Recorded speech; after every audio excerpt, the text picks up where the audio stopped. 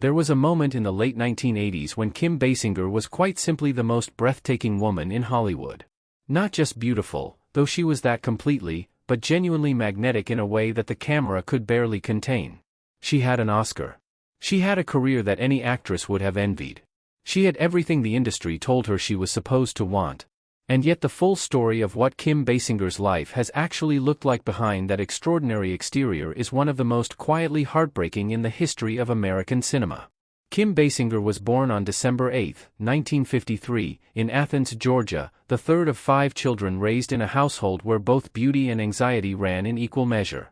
She has spoken openly about her mother's struggles with agoraphobia, a condition that Kim would eventually inherit in ways that shaped her entire adult life far more profoundly than any film role ever did. She modeled, sang, and eventually landed in Hollywood where 9.5 Weeks, Batman, and LA Confidential turned her into one of the defining screen presences of her generation. LA Confidential won her the Academy Award for Best Supporting Actress in 1998. It was the professional peak of a career that had been building for 2 decades. And it arrived in the middle of a personal life that was quietly coming apart at every seam. Her marriage to actor Alec Baldwin lasted from 1993 to 2002. It produced a daughter, Ireland, and a dissolution so bitter and so publicly documented that the legal battles that followed became one of Hollywood's most uncomfortable ongoing spectacles.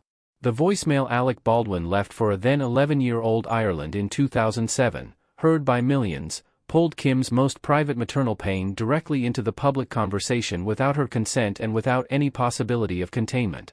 But the tragedy that has defined Kim Basinger's life more completely than any divorce or any custody battle is the one she was born with. Severe agoraphobia and social anxiety disorder have followed her since childhood with a persistence that fame, wealth, and professional success never once diminished. There were years when she could barely leave her home. Years when the panic was so complete and so consuming that the woman the world saw on screen and the woman living inside that body were almost entirely unrecognizable to each other. She has spoken about it with a courage that the entertainment industry has never quite known how to process, because vulnerability of that depth does not fit comfortably inside a Hollywood narrative. She bought an entire town in Georgia in 1989, Bristleton, for $20 million, with plans to develop it into a tourist destination.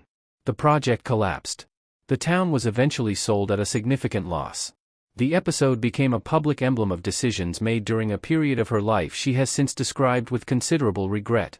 At 71, Kim Basinger lives quietly and almost entirely outside the Hollywood machine. Her daughter Ireland has built her own modeling and advocacy career. The relationship between them appears warm and genuinely repaired from the turbulence of the Baldwin years. The tragedy of Kim Basinger is not one single moment.